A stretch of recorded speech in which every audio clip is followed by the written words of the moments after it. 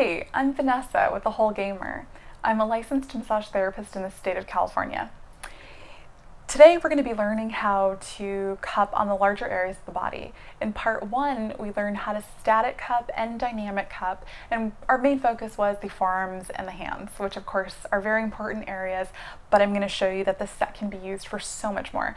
The areas of the body that also get affected when we game are pecs, arms, shoulders, the back, all areas of the back. Of course, our hips can get a little tight too, glutes when we're seated for long periods of time. So this set is really an all-in-one. You can work all those areas that do get affected, that do need a little love. I'm going to show you how to do that.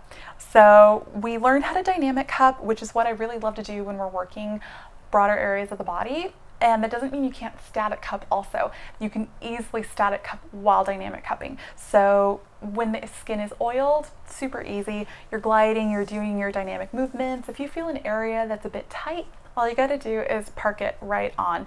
So your cup would hang out at that site for 3 to 5 minutes, kind of when you feel you need it. Sometimes it'll pop off on its own when the tissue relaxes and releases. Sometimes that's our body's way of telling us, all right, it's cool, you can move on. So then you can go ahead and go back to your dynamic gliding movements, or just move straight into flushing and call it a day. So when we're working the pecs, I'm going to show you, and biceps. For me, out of the two medium sizes, I usually go for the smaller to start off with, and I'll start working biceps. Sometimes I'll cross the midline and work into my deltoids. I can easily raise my arm up and reach my triceps. Then from here, if we abduct the arm, which is just moving it away from the body, we can still work into our biceps, but also cross over into our pecs. And when we're working our pecs, we can glide pec major to pec minor, and we just want to exercise a little caution in the auxiliary area, which is our underarm, kind of the site where hair grows. That's an area where it's not covered by a lot of dense muscle or bone. We have a lot of lymph nodes there, and that's one of our main watersheds. We perspire, so that's an area that really shouldn't be cupped over, but it's really easy to avoid. We just kind of can work underneath, right above. It's really easy to do. So you can have a nice relaxed arm, go a bit loosey-goosey, work into that pec a little more, work into that upper trap area, and I'll show you what we can do. Sometimes I'll move up to the larger size cup, and I'll show you what it looks like.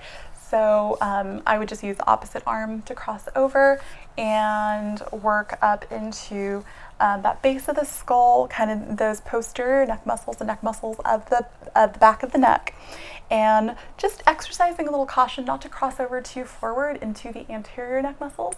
Those, we have a couple sites that we really want to be a little cautious with, like our carotid and our jugular. So really, if you're working the neck at all, just stick with the posterior neck muscles. They're meaty, they have a few different layers of muscle, and there's really not any site that is going to pose a big risk. So stick with the back, and you can glide down into the mid-trap. You can glide into the mid-back, down into the lats, down into the low back, your QL. And then when we're working on the lower body, this is when the largest size cup in the set is really going to come into play.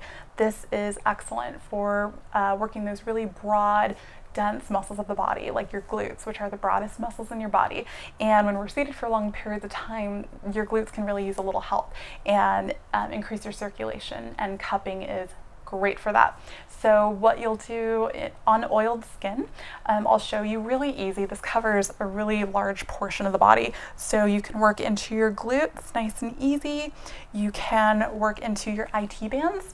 And if you're a runner, if you're active in that way, this feels amazing. It really loosens up that tight area, that tight band. It's really great to kind of work around the origin and the insertion and of the IT band, your quads, your hamstrings. Then I would go down a size and work into those calves. Feels wonderful. Calves, and maybe if your body type, if you have kind of smaller calves, go down to a smaller size, and working that shin area. If you are prone to shin splints, if you are active in that way and get shin splints, cupping is a wonderful relief for those.